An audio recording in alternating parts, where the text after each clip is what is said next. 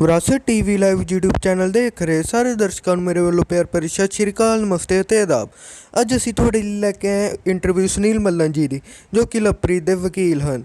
ਉਹਨਾਂ ਦੀ ਇੰਟਰਵਿਊ ਵੱਲ ਲੈ ਕੇ ਜਾਣ ਤੋਂ ਪਹਿਲਾਂ ਸਾਰੇ ਦਰਸ਼ਕਾਂ ਨੂੰ ਰਿਕੁਐਸਟ ਹੈ ਕਿ ਜਿਹੜੇ ਦੋਸਤ ਵਿਰਾਸਤ ਟੀਵੀ ਲਾਈਵ YouTube ਚੈਨਲ 'ਤੇ ਨਵੇਂ ਨੇ ਉਹ ਚੈਨਲ ਸਬਸਕ੍ਰਾਈਬ ਵੀ ਕਰ ਦੇਣ ਅਤੇ ਨਾਲ ਵਾਲੀ ਨੋਟੀਫਿਕੇਸ਼ਨ ਬੈਲ ਔਨ ਕਰਨਾ ਨਾ ਭੁੱਲਣਾ, ਤਾਂ ਕਿ ਸਾਡੀ ਡੇਲੀ ਅਪਡੇਟ ਤੁਹਾਨੂੰ ਮਿਲਦੇ ਰਹਿਣ ਹਰ ਰੋਜ਼।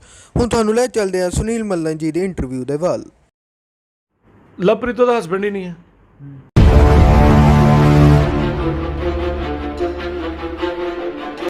ਸੋ ਹੋਰ ਬੜੀਆਂ ਧਾਰਾ ਅਗਲੇ ਪ੍ਰੋਗਰਾਮ ਲਈ ਵੀ ਥੋੜ੍ਹੀਆਂ ਜਿਹੀਆਂ ਰੱਖ ਲਓ। ਸੋ ਦੱਸਾਂਗੇ, ਔਰ ਇਹਦੇ 'ਚ ਉਮਰ ਕੈਦ ਤੋਂ ਘੱਟ ਸਜ਼ਾ ਨਹੀਂ ਹੋਣੀ।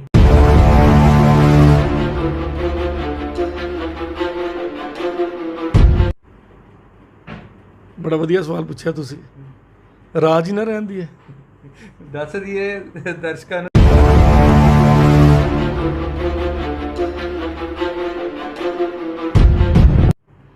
ਰੱਬ ਦੀ ਅਦਾਲਤ 'ਚ ਉਹਨੂੰ ਸਜ਼ਾ ਮਿਲਣੀ ਸ਼ੁਰੂ ਹੋ ਗਈ ਹੈ।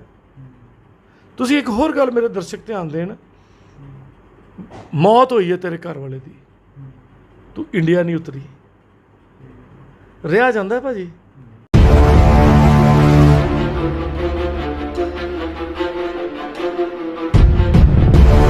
ਤੇ ਫਿਰ ਉਸ ਤੋਂ ਬਾਅਦ ਜਦੋਂ ਅਸੀਂ ਵੈਰੀਫਿਕੇਸ਼ਨ ਕਰਦੇ ਹਾਂ, 70 ਸਾਲ ਦੀ ਲੇਡੀ ਨਾਲ ਵਿਆਹ ਕਰਾਇਆ ਉਸ 22 ਸਾਲ ਦੇ ਮੁੰਡੇ ਨੇ, ਤੇ ਉਹਦੇ ਵਾਸਤੇ ਉਹਦੇ ਕੋਲ ਅਜੂਬੇ 'ਚ ਸ਼ਾਮਲ ਹੋਣਾ ਚਾਹੀਦਾ। ਹਾਂਜੀ, ਇਹ 9ਵਾਂ ਅਜੂਬਾ ਬਣਾਵਾਂਗੇ, 8ਵਾਂ ਨਹੀਂ 9ਵਾਂ ਬਣਾਵਾਂਗੇ, ਜਾਂ 10 ਨੰਬਰੀ ਅਜੂਬਾ ਬਣਾਵਾਂਗੇ। ਹਾਂ, ਆਪਾਂ ਭਾਜੀ ਪ੍ਰੋਗਰਾਮ ਰੱਖੀਏ ਅਜੂਬਾ 10 ਨੰਬਰੀ, ਇਹ ਪ੍ਰੋਗਰਾਮ ਦਾ ਨਾਂ ਰੱਖੀਏ। ਇਦਾਂ ਦੇ ਕੇਸ ਡਿਸਕਸ ਕਰਿਆ। ਹਾਂ, ਇਦਾਂ ਦੇ ਕੇਸ ਮੈਂ ਤੁਹਾਡੇ ਨਾਲ ਡਿਸਕਸ ਕਰਿਆ ਕਰੂੰਗਾ। ਜਿੱਥੇ ਮੈਨੂੰ ਅਲਾਓ ਕਰਨਗੇ ਮੈਂ ਆਇਡੈਂਟੀਟੀ ਵੀ ਦੱਸੂੰਗਾ, ਜਿੱਥੇ ਅਲਾਓ ਕਰੋਗੇ ਆਇਡੈਂਟੀਟੀ ਨਹੀਂ ਵੀ ਦੱਸਾਂਗੇ।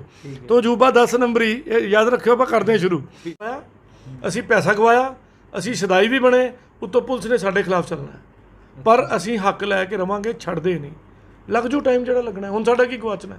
ਪੈਸਾ ਗਵਾਚ ਗਿਆ, ਭਰਾ ਗਵਾਚ ਗਿਆ, ਕਰਜ਼ੇ ਥੱਲੇ ਅਸੀਂ ਆ ਗਏ, ਵਿਆਜ ਅਸੀਂ ਭਰਨਾ, ਹੋਰ ਅਸੀਂ ਕੀ ਗਵਾ ਲੈਣਾ? ਹੁਣ ਬਾਕੀ ਜੀ ਥੋੜ੍ਹੀ ਮਾਰ ਲੈਣੇ ਆ। ਹੱਕ ਲੈ ਕੇ ਛੱਡਾਂਗੇ। ਔਰ ਜਿੱਥੋਂ ਤੱਕ ਇਹ ਗੱਲ ਸੱਚਾਈ ਹੈ ਪਬਲਿਕ ਦੀ ਕਿ ਹੱਕ ਖੋਣਾ ਪੈਂਦਾ, ਇੱਥੇ ਨੌਕਰੀਆਂ ਹੈ ਨਹੀਂ, ਇੱਥੇ ਓਪਰਚੁਨਿਟੀਜ਼ ਖਤਮ ਹੋ ਗਈਆਂ, ਅਤੇ ਵਾਕਈ ਰਹਿਣ ਦਾ ਯਾਰ, ਜਦੋਂ ਸਾਡੇ ਮੇਰੇ ਵੀਰ ਜੀ ਸਾਡੇ ਨੇਤਾ ਅਭਿਨੇਤਾ ਬਣ ਚੁੱਕੇ ਨੇ, ਉਹ ਨੇਤਾ ਅਭਿਨੇਤਾ ਬਣ ਚੁੱਕੇ ਨੇ। ਕਹਿੰਦੇ ਜੀ ਇਹ ਤੇ ਜੁਮਲੇ ਨੇ ਜਿਹੜੇ ਅਸੀਂ ਚੁਣਾਵੀ ਜੁਮਲੇ ਨੇ, ਮਹਾਰਾਜ ਦੀ ਸਹੁੰ ਖਾ ਕੇ ਅਗਲੇ ਮੁੱਕਰੀ ਜਾਂਦੇ ਨੇ। ਲਾਹਨਤ ਇਹੋ ਜਿਹੇ ਬੰਦਿਆਂ 'ਤੇ ਕਿ ਤੁਸੀਂ ਮਹਾਰਾਜ ਨੂੰ ਵੀ ਇੰਨੇ ਨੀਚ ਹੋ ਗਏ ਤੁਸੀਂ ਕਿ ਮਹਾਰਾਜ ਦੀਆਂ ਵੀ ਸਹੁੰਆਂ ਖਾਣੀਆਂ ਸ਼ੁਰੂ ਕਰਤੀਆਂ, ਅਤੇ ਫਿਰ ਤੁਹਾਡੇ ਕੋਲ ਹੋਇਆ ਕੁਛ ਨਹੀਂ। ਪਾਵਰ ਹੈ ਉਹ। ਮੈਂ ਤਾਂ ਫਿਰ ਚੈਲੰਜ ਕਰਦਾ ਕਿ 24 ਘੰਟੇ ਦਾ CM ਬਣਾਇਆ ਸੀ ਨਾ ਅਨਿਲ ਕਪੂਰ ਨੂੰ, ਮੈਨੂੰ ਘੱਟੋ ਘੱਟ 24 ਮਹੀਨਿਆਂ ਦਾ ਬਣਾ ਦਿਓ। ਵੇਖੋ ਮੰਦਰ 'ਚੋਂ ਜੁੱਤੀਆਂ ਚੁੱਕੀਆਂ ਜਾਣ। ਇੰਟੈਂਸ਼ਨ ਹੋਣੀ ਚਾਹੀਦੀ ਕੰਮ ਕਰਨ ਦੀ, ਔਰ ਲਾਅ 'ਚ ਬੜੀਆਂ ਤਾਕਤਾਂ ਨੇ, ਪੋਸੀਬਲ ਹੈ। ਮੈਨੂੰ ਸੁਣਨ 'ਚ ਆਇਆ ਕਿ ਮੈਡਮ ਮਨੀਸ਼ਾ ਗੁਲਾਟੀ ਕੋਲ 30,000, ਫਿਰ ਕਹਿ ਰਿਹਾ 30,000 ਕੇਸਿਸ ਆਏ ਨੇ, ਸੁਣਨ 'ਚ ਆਇਆ। ਪੁੱਛਣਾ ਉਹਨਾਂ ਨੂੰ ਇਸ ਤੋਂ ਬਾਅਦ, ਜਦ ਕਿ ਮਿਨਿਸਟਰੀ ਦੇ ਆંકੜੇ 3,000 ਹੈ, 3600 ਟੋਟਲ ਹੈ, ਜਿਹਦੇ ਵਿੱਚੋਂ 3,000 ਇਕੱਲੇ ਪੰਜਾਬ ਦਾ ਹੈ। ਸੋ ਸੁਣਵਾਈ ਨਹੀਂ ਹੋ ਰਹੀ, ਪੈਰਵਾਈ ਨਹੀਂ ਹੋ ਰਹੀ, ਕਦੀ ਕੁਛ ਨਹੀਂ ਹੋ ਰਿਹਾ। ਜਦੋਂ ਆਪ ਜਾਂਦੇ ਰਹੋ ਧੱਕੇ ਖਾਂਦੇ ਰਹੋ, ਜਾਂਦੇ ਰਹੋ ਧੱਕੇ ਖਾਂਦੇ ਰਹੋ। ਔਰ ਇਹਦੇ ਸਾਰੇ ਕੰਮਾਂ 'ਚ ਹੁੰਦਾ ਕੀ ਹੈ? ਮੈਂ ਠੱਗਾਂ ਭਾਜੀ, ਮੈਂ ਮੁੰਡਾ ਵਿਆਹ ਕਰਾ ਕੇ ਕੁੜੀ ਕੋਲ ਪੈਸੇ ਲੈ ਕੇ ਭੱਜਿਆ, ਮੈਂ 40 ਲੱਖ ਖਾਧਾ, ਅਤੇ ਜੇ ਮੈਂ 3-4 ਲੱਖ ਖਰਚ ਕਰ ਦੂੰਗਾ ਫਰਕ ਕੀ ਪੈਣਾ? ਹੁਣ ਮੈਂ ਚੁਟਕਲਾ ਸੁਣਾਵਾਂ ਜਾਂ ਸੱਚਾਈ ਦੱਸਾਂ ਵੀ 10-20 ਰੁਪਏ 'ਤੇ ਬੰਦਾ ਵਿਕ ਜਾਂਦਾ। ਇੱਥੇ ਕੀਮਤ ਕੀ ਹੈ ਵਿਕਣ ਦੀ? ਜ਼ਮੀਰ ਤੇ ਮਰਿਆ ਪਿਆ। 10-20-50-100 'ਚ ਵਿਕ ਜਾਂਦਾ। ਕੋਈ ਜਿੰਨਾ ਵੱਡਾ ਓਨਾ ਮਹਿੰਗਾ ਵਿਕ ਜਾਂਦਾ ਹੈ। ਅਤੇ ਜਦੋਂ ਵਿਕੀ ਜਾਂਦੇ ਨੇ ਅਤੇ ਫਿਰ ਆਪਾਂ ਕਿਤੇ ਤੋਂ ਗੁਹਾਰ ਲਾਈਏ? ਫਿਰ ਅਦਾਲਤਾਂ ਹੀ ਬਚਦੀਆਂ, ਫਿਰ ਅਦਾਲਤਾਂ ਸਮਾਂ ਲੱਗਦਾ, ਉਦੋਂ ਤੱਕ ਬੰਦੇ ਦੀ ਉਮਰ ਲੰਘ ਰਹੀ ਹੁੰਦੀ ਹੈ, ਉਹ ਫਰਸਟ੍ਰੇਟ ਹੋ ਜਾਂਦਾ। ਫਿਰ ਲੋਕ ਅਦਾਲਤ ਨੂੰ ਗਾਲ ਕੱਢਦੇ ਨੇ, ਜਦ ਕਿ ਉਹ ਗਲਤ ਹੈ।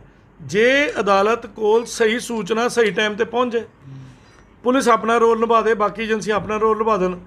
ਜਾਓ, ਮੈਂ ਤੁਹਾਨੂੰ ਆਪਣੇ ਕੋਰਟ ਕੇਸ ਦਿਖਾਉਣਾ ਜਿੱਥੇ ਵੀਕਲੀ ਡੇਟਾਂ ਪੈਂਦੀਆਂ ਪਈਆਂ, 3-3 ਦਿਨਾਂ ਦੀ ਡੇਟ ਪੈਂਦੀ ਹੈ। ਅਦਾਲਤਾਂ ਕਿਸੇ ਪਾਸਿਓਂ ਪਿੱਛੇ ਨਹੀਂ। ਪਿੱਛੇ ਕਿਦੋਂ ਹੁੰਦੀਆਂ? ਜਦੋਂ ਇਹੋ ਜਿਹਾ ਪੰਗਾ ਪੈਂਦਾ, ਜਦੋਂ ਉਹਨਾਂ ਕੋਲ ਸੂਚਨਾ ਹੀ ਨਹੀਂ ਪਹੁੰਚਣੀ। ਅਤੇ ਅਦਾਲਤ ਨੇ ਕਦੀ ਵੀ ਇੱਕ ਤਰਫਾ ਫੈਸਲਾ ਨਹੀਂ ਕਰਨਾ, ਉਹਨੇ ਦੂਜਾ ਪੱਖ ਲੈਣਾ ਹੀ ਲੈਣਾ। ਹੁਣ ਦੂਜਾ ਪੱਖ ਬੇਈਮਾਨ ਹੈ, ਉਹ ਕਦੀ ਡੇਟ 'ਤੇ ਨਹੀਂ ਪਹੁੰਚ ਰਿਹਾ, ਕਦੀ ਜਾਣ ਕੇ 4 ਵਜੇ ਪਹੁੰਚ ਰਿਹਾ, ਕਦੀ ਉਹ ਬਿਮਾਰ ਦੀ ਚਿੱਠੀ ਭੇਜ ਰਿਹਾ। ਅਦਾਲਤਾਂ ਕਹਿੰਦੀਆਂ ਕੋਈ ਨਹੀਂ ਪੁੱਤ, ਕਿੰਨਾ ਕੁ ਦੜਾਏਗਾ? ਉਹ ਬੰਦੇ ਜਿਹੜੇ ਬੇਈਮਾਨ ਹੈ, ਚੋਰ ਹੈ, ਡਾਕੂ ਹੈ, ਇਸ ਤਰ੍ਹਾਂ ਦੇ ਕਿਸਮ ਦੇ ਬੰਦੇ ਨੇ, ਉਹ ਕੋਰਟ ਨੂੰ ਵੀ ਗੁੰਮਰਾਹ ਕਰਦੇ ਨੇ, ਪਰ ਅਲਟੀਮੇਟਲੀ ਫਸ ਜਾਂਦੇ ਨੇ। ਪਰ ਹੁੰਦਾ ਕਿ ਮੇਰੇ ਵਰਗਾ ਤਾਂ ਕੋਈ ਸ਼ਦਾਈ ਘੱਟ ਹੀ ਲੱਭਦੇ ਆ। ਮੈਂ 20 ਰੁਪਏ ਪਿੱਛੇ 13 ਸਾਲ ਲੜਾਈ ਲੜੀ, ਹਾਂਜੀ ਮੈਂ ਨਹੀਂ ਥੱਕਿਆ, ਮੈਂ ਵੀ ਨਹੀਂ ਥੱਕਿਆ। ਮੈਂ ਕਿਹਾ ਕੋਈ ਗੱਲ ਨਹੀਂ, ਮੈਂ ਚੰਡੀਗੜ੍ਹੋਂ ਅੰਮ੍ਰਿਤਸਰ ਜਾਂਦਾ ਸੀ। ਉਹ ਵੀ ਤੁਹਾਡਾ ਹਾਈ ਪ੍ਰੋਫਾਈਲ ਕੇਸ ਹੈ, 20 ਰੁਪਏ ਪਿੱਛੇ ਤੁਸੀਂ ਭਾਜੀ ਵਕੀਲ ਹੀ ਮੈਨੂੰ ਉਸ ਪਟਵਾਰੀ ਨੇ ਬਣਾਇਆ। ਮੈਂ ਇੰਜੀਨੀਅਰ ਗ੍ਰੈਜੂਏਟ ਹਾਂ, ਮੈਂ ਐਰੋਨੋਟਿਕਲ ਇੰਜੀਨੀਅਰਿੰਗ ਕੀਤੀ ਹੈ, ਉਸ ਤੋਂ ਬਾਅਦ ਬੀਟੈਕ ਕੀਤੀ ਹੈ, ਫਿਰ ਮੈਂ MBA ਕੀਤੀ ਹੈ, ਫਿਰ ਉਸ ਤੋਂ ਬਾਅਦ ਮੈਂ LLB ਵੀ ਕੀਤੀ ਹੈ, ਮਾਸਟਰਸ ਆਫ ਲਾਅ ਕੀਤੀ ਹੈ, ਉਸ ਤੋਂ ਬਾਅਦ MA ਪੁਲਿਸ ਐਡਮਿਨਿਸਟ੍ਰੇਸ਼ਨ ਕੀਤੀ ਹੈ। ਹੁਣ ਮੈਂ PhD ਦੀ ਤਿਆਰੀ ਕਰ ਰਿਹਾ। ਪੜ੍ਹਾਈ ਦਾ ਸ਼ੌਂਕ ਹੈ ਮੈਨੂੰ, ਮੇਰੇ ਮਦਰ ਟੀਚਰ ਸੀ, ਫਾਦਰ ਸਾਹਿਬ ਡਾਕਟਰ ਰਹੇ ਨੇ, ਸੋ ਮੈਨੂੰ ਸ਼ੌਂਕ ਸੀ, ਸ਼ੌਂਕ ਹੈ ਹੁਣ ਵੀ ਸਾਡੀ ਦੋਸਤਾਂ ਦੀ ਇੱਕ ਕਮਿਊਨਿਟੀ ਕਲਾਸ ਬਣਾਈ ਹੋਈ ਹੈ। ਅਸੀਂ 15-20 ਦਿਨ ਬਾਅਦ ਬਹਿ ਕੇ ਪੜ੍ਹਦੇ ਹਾਂ, ਈਵਨ ਮੇਰੇ ਜੂਨੀਅਰ ਸਟਾਫ ਨਾਲ ਅਸੀਂ ਬਹਿ ਕੇ ਪੜ੍ਹਦੇ ਹਾਂ। ਲਾਅ ਤੇ ਐਂਡਲੈਸ ਸਾਡੀ ਪ੍ਰੈਕਟਿਸ ਹੈ, ਸਾਨੂੰ ਪਰਫੈਕਟ ਹੁੰਦੇ ਹੀ ਨਹੀਂ, ਅਸੀਂ ਠੇਕੇਦਾਰ ਬਣ ਹੀ ਨਹੀਂ ਸਕਦੇ। ਸੋ ਉਸ ਪਟਵਾਰੀ ਨੇ ਮੇਰੇ ਘਰ ਦੀ ਜਾਲੀ ਫਰਦ ਤਿਆਰ ਕਰਕੇ ਦਿੱਤੀ। ਅੱਛਾ ਜੀ, ਉਹ ਫਰਦ ਦੇ ਉੱਤੇ 10 ਰੁਪਏ ਸਰਕਾਰੀ ਫੀਸ ਸੀ, ਠੀਕ ਹੈ ਜੀ, ਉਹ ਉਹਨੇ ਜਮ੍ਹਾਂ ਨਹੀਂ ਕਰਾਈ। ਅੱਛਾ ਜੀ, ਪਹਿਲਾਂ ਜਿਹੜੀ ਉਹਨੇ ਜਾਲੀ ਫਰਦ ਤਿਆਰ ਕੀਤੀ ਉਹਦੇ ਤੇ ਮੈਂ ਇੱਕ ਪਰਚਾ ਦਰਜ ਕਰਾਇਆ, ਉਹਦਾ ਨੰਬਰ ਹੈ 304/10, ਥਾਣਾ ਸਿਵਲ ਲਾਈਨ ਅੰਮ੍ਰਿਤਸਰ, ਠੀਕ ਹੈ, 2010 'ਚ ਹੋਇਆ ਸੀ। ਅੱਛਾ ਜੀ, ਤੇ ਉਹਦੇ ਤੇ 420, 467, 468, 471, 120 ਵੀ ਲੱਗੀ ਸੀ। ਉਹਦੇ ਵਿੱਚ ਜਿਸ ਬੰਦੇ ਨੇ ਇਵਨ ਮੇਰਾ ਖਰੀਦਿਆ ਸੀ ਅੱਛਾ ਜੀ, ਘਰ, ਉਹ ਬੰਦੇ ਨੂੰ ਵੀ ਮੈਂ ਜਦੋਂ ਰੋਪ ਇਨ ਕੀਤਾ ਤੇ ਉਸ ਬੰਦੇ ਨੇ ਨਾ ਕਹਿਤਾ ਜੀ ਮੈਂ ਤੇ ਬੋਨਾਫਾਈਡ ਪਰਚੇਜ਼ਰ ਹਾਂ। ਅੱਛਾ ਜੀ, ਤੇ ਪਰ ਜੇ ਮੈਂ ਫਿਰ ਕਹਾਂਗਾ ਸਾਰੀ ਪੁਲਿਸ ਮਾੜੀ ਨਹੀਂ ਭਾਜੀ। ਹਾਂਜੀ, ਜਦੋਂ ਉੱਥੇ ਦੇ ਜਿਹੜਾ IO ਸੀ, ਮੈਂ ਉਹਨਾਂ ਦਾ ਨਾਂ ਲਊਂਗਾ, ਮੈਂ ਵਿਦ ਡਿਊ ਰਿਸਪੈਕਟ ਸ੍ਰੀ ਤਰਸੇਮ ਸਿੰਘ ਜੀ, ਠੀਕ ਹੈ, ਉਹਨਾਂ ਨੇ ਵੇਖਿਆ ਵੀ ਇਹ ਮੁੰਡੇ ਨਾਲ ਧੱਕਾ ਹੋ ਗਿਆ। ਕਹਿੰਦੇ ਮੇਰਾ ਵੀਰ ਮੈਂ ਤੇਰੀ ਮਦਦ ਕਰੂੰਗਾ ਜੋ ਮੇਰੇ ਕਾਨੂੰਨ ਦੇ ਦਾਇਰੇ 'ਚ ਰਹਿੰਦੀ ਹੈ, ਥੋੜ੍ਹੀ ਜਿਹੀ ਤੂੰ ਮੇਰੀ ਮਦਦ ਕਰ ਦੇ, ਮੇਰੇ ਵੀ ਕਿਤੇ ਹੱਥ ਬੰਨੇ ਆ, ਦੌੜ ਭੱਜ ਤੂੰ ਕਰ ਦੇ ਤੇ ਮੈਂ ਤੇਰੀ ਕਾਨੂੰਨੀ ਪੱਖ ਤੋਂ ਮਦਦ ਕਰਾਂਗਾ। ਉਹਨਾਂ ਨੇ ਸੱਚ ਨਾਲ ਪੂਰੀ ਇਮਾਨਦਾਰੀ ਨਾਲ 1 ਰੁਪਈਆ ਨਹੀਂ ਮੇਰੇ ਕੋਲ ਲਿਆ। ਠੀਕ ਹੈ, ਰੱਬ ਦੀ ਹਾਜ਼ਰ ਰੱਖ ਕੇ ਇੰਨੀ ਗੱਲ ਕਰਨਾ, ਜੇ ਮੈਂ ਸ਼ੁਰੂ 'ਚ ਦੇਣ ਦੀ ਵੀ ਕੋਸ਼ਿਸ਼ ਕੀਤੀ, ਕਹਿੰਦੇ ਪੁੱਤ ਤੇਰੇ ਕੋਲ ਨਹੀਂ ਲੈਣਾ, ਤੂੰ ਬੰਦਾ ਜੈਨੂਨ ਹੈ, ਤੇਰੇ ਨਾਲ ਵਾਕਈ ਧੱਕਾ ਹੋਇਆ। ਮੇਰਾ ਘਰ ਬਾਰ ਹੀ ਲੁੱਟਿਆ ਗਿਆ ਸੀ। ਅੱਛਾ ਜੀ, ਉਹਨਾਂ ਨੇ ਮੇਰੀ ਮਦਦ ਕੀਤੀ। ਫਿਰ ਮੈਂ ਉਹਨਾਂ ਨੂੰ ਇੱਕ ਸਲਾਹ ਦਿੱਤੀ, being engineer mind, technical mind, ਮੈਂ ਕਿਹਾ ਭਾਜੀ ਆਹ ਜਿਹੜਾ ਸਰਬਜੀਤ ਸਿੰਘ ਦੋਸ਼ੀ ਹੈ, ਵਡਾਲਾ ਵਿਰਮ ਪੰਜਾਬ ਦੇ ਕੋਲ, ਅੰਮ੍ਰਿਤਸਰ ਦੇ ਕੋਲ, ਮੋਗੇ ਹਲਕੇ 'ਚ ਆਉਂਦਾ, ਠੀਕ ਹੈ, ਇਹਨੇ ਜਿਹੜੀ ਪਰਚੇਜ਼ ਕੀਤੀ ਹੈ, ਇਹਨੇ ਪੁਲਿਸ ਨੂੰ, ਤੁਹਾਡੇ ਤੋਂ ਵੱਡੇ ਅਫਸਰਾਂ ਨੂੰ ਜਿੱਦਾਂ ਮਰਜ਼ੀ ਪਰਚਾ ਕੇ ਆਪਣਾ ਨਾਂ ਕਢਾਇਆ, ਠੀਕ ਹੈ ਜੀ, ਪਰ ਇਸ ਬੰਦੇ ਦਾ ਕੁਛ ਨਾ ਕੁਛ ਲੱਭ ਸਕਦਾ ਹੈ। ਮੈਂ ਮਿਹਨਤ ਕਰਦਾ, ਤੁਸੀਂ ਵੀ ਕਰੋ। ਕਹਿੰਦੇ ਕੀ ਕਰਾਂ? ਮੈਂ ਕਿਹਾ ਜੀ ਕੁਝ ਬੈਂਕਾਂ ਨੂੰ ਜਿਹੜੇ ਮੁੱਖ ਦੋਸ਼ੀ ਸੀ, ਸ਼ਾਲਿਨੀ ਨੰਦਾ, ਮਨੀਸ਼ ਨੰਦਾ, ਉਹਨਾਂ ਦੇ ਬੈਂਕ ਰਿਕਾਰਡ ਮੰਗਾਈਏ ਆਪਾਂ। ਠੀਕ ਹੈ ਜੀ, ਅਸੀਂ 9 ਬੈਂਕਾਂ ਨੂੰ ਨੋਟਿਸ ਕੱਢਤੇ ਜੀ, ਹਵਾ 'ਚ ਕਹੂੰਗਾ, ਹਵਾ 'ਚ ਤੀਰ ਲਾਏ। ਠੀਕ ਹੈ ਜੀ, ਕਹਿੰਦੇ ਸੁਨੀਲ ਬੜਾ ਔਖਾ ਹੈ। ਮੈਂ ਕਿਹਾ ਕੋਈ ਗੱਲ ਨਹੀਂ ਭਾਜੀ, ਮੈਂ ਵੀ ਉਹਨਾਂ ਨੂੰ ਟੈਕਨੀਕਲ ਥੋੜ੍ਹੀ ਜਿਹੀ ਮਦਦ ਕੀਤੀ, ਉਹਨਾਂ ਨੇ ਲੀਗਲ ਮਦਦ ਕੀਤੀ, ਆਪਾਂ ਦੋਵਾਂ ਨੇ ਮਿਲ ਕੇ ਹਾਂਜੀ, ਬੈਂਕਾਂ ਨੂੰ ਨੋਟਿਸ ਡਿਲੀਵਰ ਕਰਤੇ ਜੀ। ਠੀਕ ਹੈ ਜੀ, ਭਾਜੀ ਬੈਂਕਾਂ ਤੋਂ ਸਾਨੂੰ ਕੋਈ 5-6 ਹਜ਼ਾਰ ਕਾਗਜ਼ ਮਿਲ ਗਏ। ਅੱਛਾ ਜੀ, ਉਹਦੇ ਵਿੱਚ ਜਿਹੜੇ ਮੁੱਖ ਦੋਸ਼ੀ 2 ਸੀ ਜਿਨ੍ਹਾਂ ਨੇ ਰਜਿਸਟਰੀ ਅੱਗੇ ਕੀਤੀ ਸੀ, ਉਹ ਸਰਬਜੀਤ ਸਿੰਘ ਉਹਨਾਂ ਦਾ ਗਰੰਟਰ ਟੱਕਰ ਗਿਆ ਸਾਨੂੰ। ਅੱਛਾ ਜੀ, ਤਾਂ ਜੀ ਤੁਸੀਂ ਮੈਨੂੰ ਜਾਣਦੇ ਹੋ, ਪਿਛਲੇ 3-4 ਦਿਨ ਤੋਂ ਜਾਂ TV 'ਚ ਮੈਨੂੰ ਵੇਖਿਆ, ਹਾਂਜੀ, ਕਿਆ ਤੁਸੀਂ ਮੇਰੀ 25 ਲੱਖ ਦੀ ਗਰੰਟੀ ਭਰ ਦੋਗੇ? ਨਹੀਂ, ਵੇਖ ਲਓ, ਵਕੀਲ ਕੋਈ ਨਹੀਂ ਭਰ ਹਾਂ, ਸਕਦਾ। ਭੱਜਦਾ ਨਹੀਂ ਮੈਂ, ਪੈਸੇ ਦੇ ਦੂੰ, ਚੈਨਲ ਤੇ ਬੈਠਾ ਸ਼ਰੇਆਮ ਕਹਿਣਾ ਪੈਸੇ ਦੇ ਦੂੰ, ਫਿਰ ਵੀ ਭਰੋਗੇ? ਕੋਈ ਨਹੀਂ ਭਰਦਾ ਜੀ, ਨਹੀਂ ਭਰੋਗੇ, ਨਹੀਂ ਭਰਦੇ। ਨਹੀਂ ਦੋਗੇ ਆਪਣਾ ID। ਤੇ ਜੇ ਤੁਸੀਂ ਮੇਰੀ 25 ਲੱਖ ਦੀ, ਹੁਣ ਤੇ ਮੈਂ ਕਹਿ ਸਕਦਾ ਕਿ ਨੈਸ਼ਨਲ ਇੰਟਰਨੈਸ਼ਨਲ ਲੋਕ ਮੈਨੂੰ ਜਾਣਦੇ ਨੇ, ਹਾਂਜੀ। ਮੈਂ ਵਾਅਦਾ ਕਰ ਰਿਹਾ ਚੈਨਲ ਤੇ ਬਹਿ ਕੇ, ਫਿਰ ਵੀ ਤੁਸੀਂ ਡਰ ਰਹੇ ਹੋ ਸਹੀ ਗੱਲ ਕਿ ਵਕੀਲ ਬੰਦਾ ਪਤਾ ਨਹੀਂ ਮੇਰੇ ਪੈਸੇ ਮਾਰ ਲਏ ਜਾਂ ਮੈਨੂੰ ਚੱਕਰਾਂ 'ਚ ਪਾ ਦੇ। ਤੇ ਜਦੋਂ ਤੁਸੀਂ 25 ਲੱਖ ਦੀ ਗਰੰਟਰ ਬਣ ਗਏ ਕਿਸੇ ਦਾ, ਹਾਂਜੀ, ਇਹਦਾ ਮਤਲਬ ਉਹ ਕਹਿੰਦੇ ਨਾ ਘੱਗਰੀ ਦਾ ਸਾਖ ਹੈਗਾ। ਫਿਰ ਸਹੀ ਗੱਲ, ਦੇਸੀ ਕਹਾਵਤ ਬੋਲਦਾ, ਹਾਂਜੀ, ਹਾਂਜੀ, ਤੇ ਕੋਈ ਇਹੋ ਜਿਹਾ ਸਾਖ ਹੈਗਾ ਜਿਹਦੇ ਕਰਕੇ ਤੁਸੀਂ 25 ਲੱਖ ਦੇ ਗਰੰਟਰ ਬਣੇ ਹੋ। ਉੱਥੋਂ ਫਿਰ ਉਹ ਬੰਦੇ ਨੂੰ ਹੁਣ 2018 ਤੇ 19 'ਚ ਅੱਛਾ ਜੀ, ਦੁਬਾਰਾ ਦੋਸ਼ੀ ਬਣਾ ਕੇ ਉਹਨੂੰ ਅਰੈਸਟ ਕਰਾਇਆ ਮੈਂ। ਅੱਛਾ ਜੀ, ਵੇਖੋ 2003 'ਚ ਘਪਲਾ ਆਇਆ, ਅੱਛਾ ਜੀ, 2007-8 'ਚ ਮੈਨੂੰ ਪਤਾ ਲੱਗਾ, 2010 'ਚ ਮੈਂ ਪਰਚਾ ਦਰਜ ਕਰਾਉਣਾ, 2010 ਤੋਂ ਬਾਅਦ ਮੈਂ ਸੋਚ ਲੈਣਾ ਕਿ ਮੈਂ ਵਕਾਲਤ ਕਰਨੀ ਹੈ, 2010 'ਚ ਮੈਂ ਵਕਾਲਤ ਕਰਦਾ, 13 'ਚ ਮੈਂ ਪਾਸ ਆਊਟ ਹੁੰਦਾ, ਕੰਮ ਛੱਡਤਾ ਸੀ, ਮੈਂ ਵਕਾਲਤ ਵਾਲੇ ਪਾਸੇ ਤੁਰ ਪਿਆ ਸੀ। ਠੀਕ ਹੈ ਜੀ, ਵਕਾਲਤ ਕਰਕੇ ਫਿਰ ਮੈਂ ਕੇਸ ਲੜਦਾ, ਹੁਣ ਮੈਂ ਆਪਣਾ ਕੇਸ ਆਪ ਵੀ ਲੜਦਾ, ਪਲੱਸ ਮੇਰੇ ਇੱਕ ਬੜੇ ਦੋਸਤ ਹੈ ਵਧੀਆ, ਸ਼੍ਰੀ ਸੰਜੇ ਕਪੂਰ ਜੀ ਅੰਮ੍ਰਿਤਸਰ, ਉਹ ਨੇ ਮੇਰੇ ਵਕੀਲ ਸਾਹਿਬ ਉੱਥੇ, ਪਲੱਸ ਸ਼੍ਰੀ ਰਮੇਸ਼ ਚੌਧਰੀ ਸਰ ਹੈ, ਬੜੇ ਸੀਨੀਅਰ ਹੈ, ਮੇਰੇ ਮਦਰ ਦੇ ਹੁੰਦੇ ਆ ਜਿਹੜੇ ਜਿਨ੍ਹਾਂ ਨੂੰ ਕਰ ਗਏ ਸੀ, ਮੈਂ ਉਹਨਾਂ ਨੂੰ ਨਾਲ ਰੱਖਿਆ। ਉਹ ਸਗੋਂ ਮੈਨੂੰ ਕਹਿੰਦੇ ਵੀ ਹੁਣ ਤੇ ਤੂੰ ਵਕੀਲ ਬਣ ਗਿਆ, ਆਪਣਾ ਕੇਸ ਲੜਦਾ। ਮੈਂ ਕਿਹਾ ਨਹੀਂ, ਮੈਂ ਇਮੋਸ਼ਨਲ ਹੋ ਜਾਵਾਂਗਾ, ਤੁਸੀਂ ਮੇਰਾ ਕੰਮ ਕਰੋ। ਬੜੇ ਸੀਨੀਅਰ ਨੇ ਮੇਰੇ ਤੋਂ, ਬੜੀ ਅੱਛੀ ਗਾਈਡੈਂਸ ਦਿੰਦੇ ਆ, ਮੈਂ ਸਪੋਰਟ ਸਟਾਫ 'ਚ। ਸੋ ਕਹਿਣ ਦਾ ਭਾਵ ਹੈ ਕਿ ਅੱਜ 21 ਹੋ ਗਿਆ, 18 ਸਾਲ ਹੋ ਗਏ ਮੈਨੂੰ ਕੇਸ ਲੜਦੇ ਨੂੰ, ਹਾਂਜੀ, ਤੇ ਮੈਨੂੰ ਤੇ ਇਸੇ ਕੇਸ ਨਹੀਂ, ਉਹਦੇ ਵਿੱਚ ਪਟਵਾਰੀ ਨੇ ਜਿਹੜੀ ਫਿਰ 10 ਰੁਪਏ ਫੀਸ ਸੀ ਫਰਦ ਦੀ, ਉਹ ਜਮ੍ਹਾਂ ਨਹੀਂ ਸੀ ਕਰਾਈ, ਤੇ ਮੈਂ RTI ਪਾਤੀ ਠੀਕ ਹੈ, ਕਿ ਆਹ ਜਿਹੜੀ ਫਰਦ ਜਾਰੀ ਹੋਈ, ਕਿਉਂਕਿ ਸਾਬਤ ਕਰਨਾ ਸੀ ਉਹ ਵੀ ਸਹੀ ਹੈ ਕਿ ਗਲਤ ਹੈ। ਸੋ ਉਹਦੇ ਵਿੱਚ ਸ਼ਾਰਟਕਟ 'ਚ ਗੱਲ ਦੱਸਾਂਗੀ, ਮੈਨੂੰ ਤਹਿਸੀਲਦਾਰ ਨੇ ਲਿਖ ਕੇ ਦੇ ਦਿੱਤਾ, ਅਸੀਂ 409 ਦੇ ਪਰਚੇ ਦੀ ਐਪਲੀਕੇਸ਼ਨ ਦੇ ਦਿੱਤੀ। ਉਹਦੇ ਤੇ ਫਿਰ ਇੱਕ ਹੋਰ ਪਰਚਾ ਦਰਜ ਹੋ ਗਿਆ 506/12, ਉਹਦੇ ਵਿੱਚ ਉਹਦੀ ਗ੍ਰਿਫਤਾਰੀ ਹੋਈ ਔਰ ਸਾਰਾ ਪ੍ਰੋਸੈਸ ਚੱਲਿਆ। ਬੜੇ ਧੱਕੇ ਹੋਏ, ਕਦੀ ਅਗਲੇ ਇੱਕ ਪ੍ਰੋਗਰਾਮ ਉਸੇ ਇਕੱਲੇ ਤੇ ਕਰ ਦਾਂਗੇ, ਉਹਦੇ ਵੀ ਲਕੂਨੇ ਦੱਸਾਂਗੇ। ਪਰ ਗੱਲ ਮੈਂ ਕਹਿਣ ਦੀ ਗੱਲ ਹੈ ਕਿ ਮੇਰੇ ਅੰਦਰ ਜਿਗਰਾ ਸੀ, ਮੇਰੇ ਕੋ ਵੀ ਗਵਾਨ ਨੂੰ ਕੁਛ ਨਹੀਂ ਸੀ ਹੋ ਰਹਿ ਗਿਆ। ਮੇਰਾ ਤਾਂ ਘਰ-ਬਾਰ ਲੁੱਟਿਆ ਗਿਆ ਜਾ ਚੁੱਕਾ ਸੀ, ਮੈਂ ਤਾਂ ਸੜਕ ਤੇ ਆ ਚੁੱਕਾ ਸੀ। ਇਸ ਤੋਂ ਅੱਗੇ ਕੀ ਸੀ? ਪੈਸੇ ਕਮਾਉਣੇ ਆ ਤੇ ਖਰਚ ਕਰਨੇ ਆ, ਦੌੜ ਭੱਜ ਕਰਨੀ ਥਾਣੇ ਕਚਹਿਰੀਆਂ 'ਚ। ਤੇ ਆਪਾਂ ਥਾਣੇ ਕਚਹਿਰੀ ਵਾਲਾ ਕੋਟ ਹੀ ਪਾ ਲਿਆ, ਫਿਰ ਕਾਲਾ ਕੋਟ ਹੀ ਪਾ ਲਿਆ ਵੀਰ ਨੇ, ਇਹ ਸੋਚ ਕੇ ਕਿ ਹੁਣ ਲੜਾਈ ਵੀ ਲੜਾਂਗੇ ਤੇ ਲੋਕਾਂ ਦੀਆਂ ਲੜਾਈਆਂ ਲੜਾਂਗੇ। ਔਰ ਅੱਜ ਵੀ ਮੇਰੇ ਅੰਦਰ ਇੱਕ ਕਮਜ਼ੋਰੀ ਹੈ, ਬੜੀ ਤਗੜੀ ਕਮਜ਼ੋਰੀ ਹੈ, ਮੈਂ ਇਮੋਸ਼ਨਲ ਹੋ ਜਾਂਦਾ ਲੜਾਈ ਲੜਨ ਲੱਗਾ। ਮੈਨੂੰ ਉਹ ਪੀੜ ਮਹਿਸੂਸ ਹੁੰਦੀ ਹੈ ਜਿਹੜਾ ਸਪੀਡ ਲੈ ਕੇ ਸਾਹਮਣੇ ਆਇਆ। ਇੱਕ ਲੜਕੀ ਆਈ ਹੈ, ਗੀਤਾ ਉਹਦਾ ਨਾਮ ਹੈ, ਉਧਰ ਪਟਿਆਲਾ ਸਮਾਣਾ ਵਾਲੇ ਪਾਸੇ ਤੋਂ। ਉਹ ਵਿਚਾਰੀ ਮੇਰੇ ਨਾਲ ਗੱਲ ਕਰਦੀ ਰਹੂਗੀ। ਮੈਂ ਕਿਹਾ ਯਾਰ ਭੈਣੇ ਤੂੰ ਟੈਨਸ਼ਨ ਨਾ ਲੈ, ਜਿੰਨੇ ਪੈਸੇ ਹੋਣਗੇ ਦੇ ਦੀ, ਨਹੀਂ ਹੋਣਗੇ ਨਾ ਦੇਈ, ਮੇਰੇ ਨਾਲ ਬੇਈਮਾਨੀ ਨਾ ਕਰੀ। ਉਹਦਾ ਹਸਬੈਂਡ UK ਹੈ, ਉਹਨੇ ਕੁਝ ਘਪਲੇ ਕੀਤੇ ਨੇ, ਬੜਾ ਕੁਝ ਗੜਬੜ ਕੀਤੀ ਹੈ। ਉਹਦੇ ਕੇਸ ਤੇ ਹੁਣ ਅਸੀਂ ਉਹਦੀ ਮਦਦ ਕਰਨ ਲੱਗੇ ਹਾਂ, ਤੇ ਜੋ ਹੋਏਗਾ ਪਰਮਾਤਮਾ ਨੇ ਕਰਨਾ ਹੈ, ਆਪਾਂ ਤੇ ਐਫਰਟ ਕਰਨੀ ਹੈ। ਨਾਮ ਡਿਸਕਲੋਜ਼ ਨਹੀਂ ਕਰਾਂਗੇ ਇੱਥੇ। ਪਤਾ ਲੱਗਿਆ ਕਿ ਸੱਚਾਈ ਦੇ ਲਈ ਇੱਕ ਵੱਡੇ ਮੀਡੀਆ ਗਰੁੱਪ ਦੇ ਵੀ ਖਿਲਾਫ ਜਾ ਰਹੇ ਹੋ ਤੁਸੀਂ। ਹਾਂ ਨਹੀਂ, ਮੈਂ ਨਾਂ ਲੈ ਲੈਣਾ, ਪਰ ਅੱਜ ਨਾਂ ਲਈਏ, ਮੈਨੂੰ ਇੱਕ ਵਾਰੀ ਵਕਾਲਤਨਾਮਾ ਸਾਈਨ ਹੋ ਕੇ ਆ ਲੈਂਦੋ। So come on baby, I am coming, ਬਹੁਤ ਜਲਦੀ ਆ ਰਿਹਾ ਮੈਂ। ਸਮਝ ਹੀ ਗਏ ਹੋਣਗੇ ਵੈਸੇ ਇਸ਼ਾਰੇ ਤੋਂ। ਮੈਂ ਤੇ ਵੈਸੇ ਹੀ ਗੱਲ ਕੀਤੀ ਹੈ ਵੀ come on baby, I am coming. ਤੇ ਇੱਕ ਸਰ ਗੱਲ, ਜਿਵੇਂ ਕਿ ਆਪਾਂ ਸ਼ੁਰੂ 'ਚ ਵੀ ਗੱਲ ਕੀਤੀ ਹੈ, ਤੁਸੀਂ ਵੀ ਸ਼ੁਰੂਆਤ 'ਚ ਜਜ਼ਬਾਤੀ ਹੋ ਗਏ। ਸਾਨੂੰ ਜਿੰਨੀ ਆਡੀਅנס ਦੇਖਦੀ ਹੈ, ਹਰ ਇੱਕ ਦਾ ਇੱਕ ਸਵਾਲ ਜੋ ਕਾਮਨ ਹੈ, ਹਰ ਕੋਈ ਪੁੱਛਦਾ ਕਿ ਬੇਅੰਤ ਕੌਰ ਨੂੰ ਡਿਪੋਰਟ ਕਰੋ, ਬੇਅੰਤ ਕੌਰ ਕਦੋਂ ਡਿਪੋਰਟ ਹੋਊਗੀ, ਬੇਅੰਤ ਕੌਰ ਕਿਵੇਂ ਡਿਪੋਰਟ ਹੋਊਗੀ। ਉਹ ਤੇ ਜ਼ਰੂਰ ਦੱਸੋ ਕਿੰਨਾ ਟਾਈਮ ਲੱਗੂ, ਕਿਹੜੇ ਕਿਹੜੇ ਰਸਤੇ ਨੇ?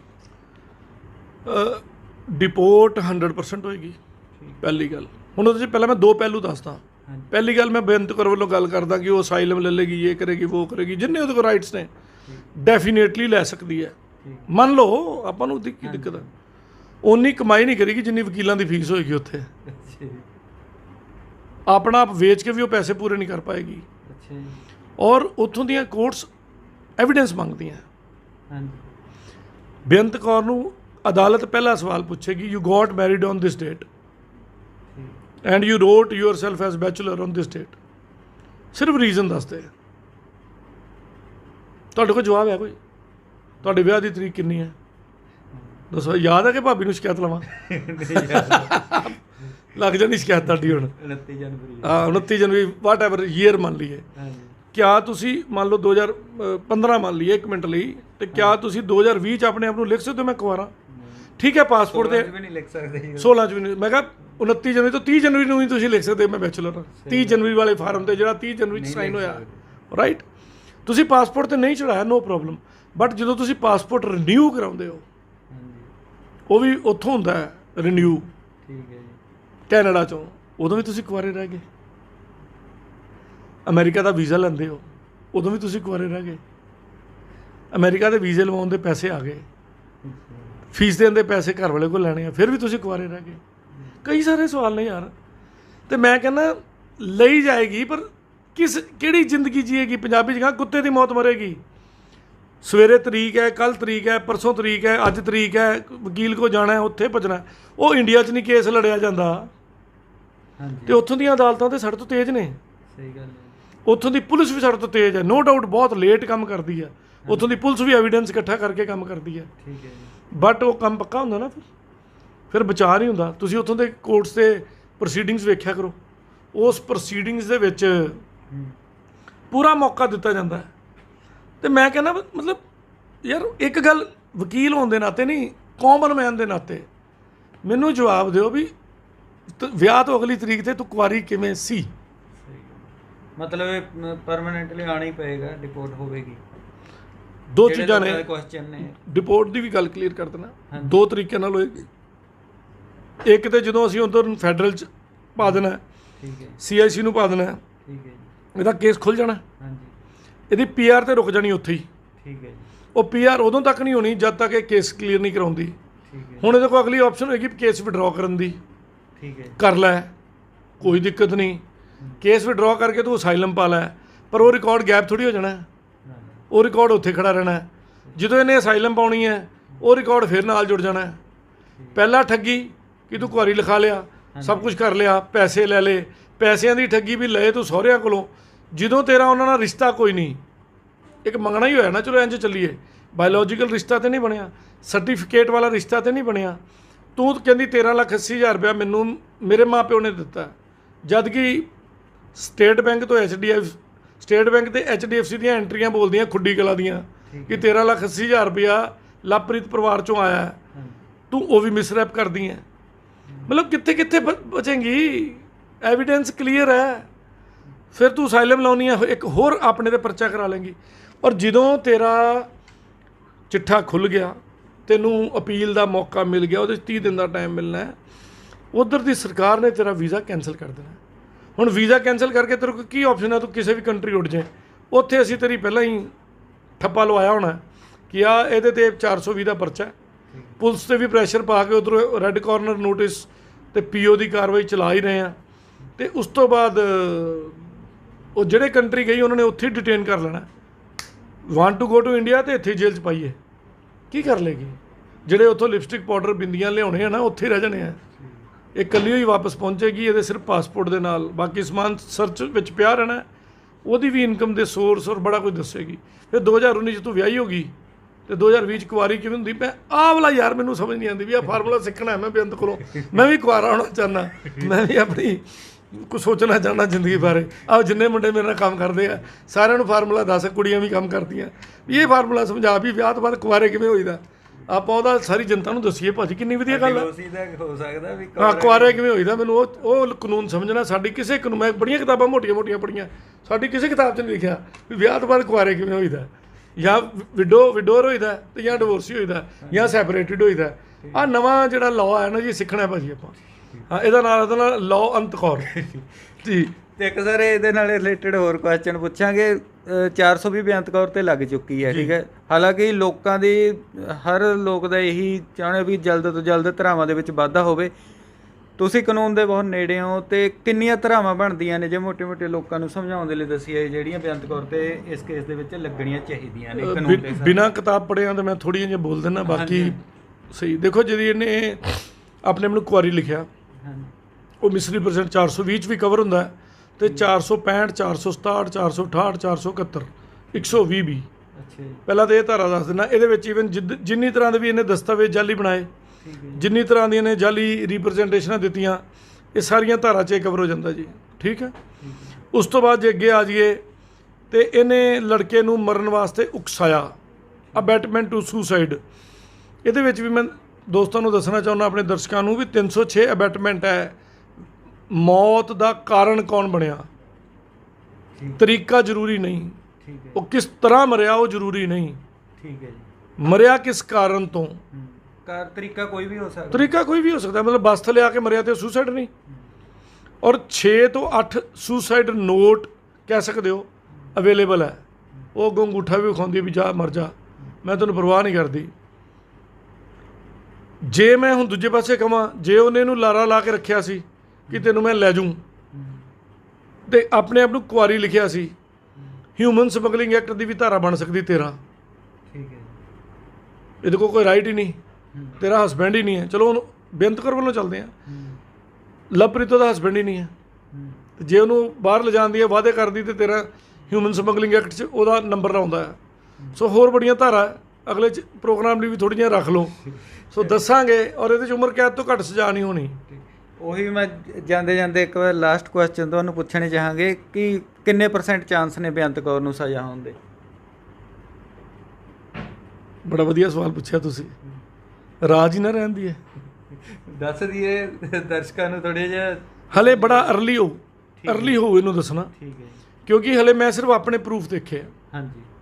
ਜਦੋਂ ਬੇਅੰਤ ਦੇ ਪ੍ਰੂਫ ਇਹ ਮੇਰੇ ਕੋਲ ਟੇਬਲ ਤੇ ਆ ਗਏ, ਔਨ ਰਿਕਾਰਡ ਆ ਗਏ, ਤੇ ਮੈਂ ਉਦਣ ਜੋ ਲਿਖ ਦਾਂਗਾ ਤੇ ਜੋ ਕਹਿ ਦਾਂਗਾ ਉਹ ਹੋਏਗਾ। ਇੰਨਾ ਕੁ ਮੈਂ ਆਪਣੀ ਪੜ੍ਹਾਈ ਕੀਤੀ ਹੈ, ਉਸ ਤੋਂ ਘੱਟ ਨਹੀਂ ਹੋਏਗਾ, ਵੱਧ ਹੀ ਹੋਏਗਾ। ਬਟ ਹੁਣ ਤੱਕ ਮੈਂ ਜੋ ਹਾਲਾਤ ਦੇ ਸਾਹਮਣੇ ਆ ਕੇ ਕਹਾਂ, 100% ਸਜ਼ਾ ਹੋਏਗੀ, 100%। ਚਾਹੇ ਇੰਡੀਆ ਦੀ ਅਦਾਲਤ 'ਚ ਤੇ ਇੰਡੀਆ ਦੀ ਜੇਲ੍ਹ 'ਚ ਰਵੇ, ਜਾਂ ਕੈਨੇਡਾ ਦੀ ਜੇਲ੍ਹ 'ਚ ਰਵੇ, ਜਾਂ ਕਿਸੇ ਹੋਰ ਕੰਟਰੀ ਦੀ ਜੇਲ੍ਹ 'ਚ ਰਵੇ, ਉਹਦੇ ਦਿਨ ਪੁੱਠੇ ਹੋ ਚੁੱਕੇ ਆ ਭਾਜੀ। ਲੋਕਾਂ ਦੀਆਂ ਬਦਦੁਆਵਾਂ ਖਾਲੀ ਚੱਲ ਜਾਣਗੀਆਂ। ਮੈਨੂੰ ਇੱਕ ਬੜੇ ਸੀਨੀਅਰ ਸੀਨੀਅਰ ਬਜ਼ੁਰਗ ਮਾਂ ਨੇ ਇੱਕ ਗੱਲ ਸਮਝਾਈ ਸੀ, ਕਹਿੰਦੀ ਪੁੱਤ ਕਿਸੇ ਦੀ ਦੁਆ ਲੱਗੇ ਜਾਂ ਨਾ ਲੱਗੇ, ਜਿਹੜੀ ਹਾ ਹੈ ਉਹ ਇੱਥੋਂ ਨਿਕਲਦੀ ਹੈ ਤੇ ਉਹ ਜ਼ਰੂਰ ਲੱਗਦੀ ਉਹ। ਤੇ ਜਿਹੜੀ ਮਾਂ ਦਾ ਪੁੱਤ ਮਰਿਆ ਉਹਦੀਆਂ ਹਾਵਾਂ ਨਹੀਂ ਨਿਕਲੀਆਂ। ਹੁੰਦਾ ਅਨੇਕਾਂ ਮਾਵਾਂ ਜੁੜ ਚੁੱਕੀਆਂ ਨੇ। ਅਨੇਕਾਂ ਮਾਵਾਂ ਜੁੜ ਚੁੱਕੀਆਂ। ਮੈਨੂੰ ਫੋਨ ਆਉਂਦੇ ਨੇ ਕਿ ਮੈਨੂੰ ਲਵਪ੍ਰੀਤ ਦੇ ਪਰਿਵਾਰ ਦੇ ਨੰਬਰ ਦਿਓ, ਮੈਂ ਗੱਲ ਕਰਨੀ ਚਾਹੁੰਦਾ। ਮੈਂ ਕਿਹਾ ਅਨੇਕਾਂ ਮੁੰਡਿਆਂ ਦੀਆਂ ਹਾਵਾਂ, ਅਨੇਕਾਂ ਪਰਿਵਾਰਾਂ ਦੀਆਂ ਹਾਵਾਂ ਇੰਟਰਨੈਸ਼ਨਲੀ, ਤੇ ਉਹ ਹਾਵਾਂ ਖਾਲੀ ਚੱਲ ਜਾਣਗੀਆਂ। ਰੱਬ ਦੀ ਅਦਾਲਤ 'ਤੇ ਉਹਨੂੰ ਸਜ਼ਾ ਮਿਲਣੀ ਸ਼ੁਰੂ ਹੋ ਗਈ ਹੈ। ਤੁਸੀਂ ਇੱਕ ਹੋਰ ਗੱਲ ਮੇਰੇ ਦਰਸ਼ਕ ਧਿਆਨ ਦੇਣ, ਮੌਤ ਹੋਈ ਹੈ ਤੇਰੇ ਘਰ ਵਾਲੇ ਦੀ, ਤੂੰ ਇੰਡੀਆ ਨਹੀਂ ਉਤਰੀ, ਰਿਹਾ ਜਾਂਦਾ ਭਾਜੀ। ਘਰ ਦਾ ਕੁੱਤਾ ਵੀ ਮਰਿਆ ਹੋਵੇ ਜਾਂ ਉਹਦੇ ਪੈਰ ਤੇ ਸੱਟ ਲੱਗੀ ਹੋਵੇ, ਤੁਹਾਡਾ ਉਦੋਂ ਸ਼ੋਅ ਕਰਨ ਨੂੰ ਜੀ ਨਹੀਂ ਕਰਨਾ ਕਿ ਜਾ ਕੇ ਮੈਂ ਉਹਨੂੰ ਪੱਟੀ ਕਰਾਵਾਂ, ਉਹਨੂੰ ਵੇਖਣ ਵਾਲਾ ਕੋਈ ਨਹੀਂ ਹੈ। ਤੇ ਤੇਰਾ ਸਿਰ ਦਾ ਸਾਈਂ ਮਰਿਆ, ਸ਼ਰਮ ਕਰ ਡੈਣੇ। ਮੈਂ ਫੇਰ ਕਹਿੰਦਾ, ਕੁੜੀਆਂ ਤੇ ਡੈਣਾ ਦੋ ਡੈਫੀਨੇਸ਼ਨ ਹੈ। ਇਹੋ ਜਿਹੀਆਂ ਜਿੰਨੀਆਂ ਇਹ ਕੁਛ ਕਰਦੀਆਂ ਫਿਰਦੀਆਂ, ਇਹ ਡੈਣਾ ਹੈ, ਇਹ ਕੁੜੀਆਂ ਦੀ ਕੈਟਾਗਰੀ 'ਚ ਨਹੀਂ ਆਉਂਦੀਆਂ।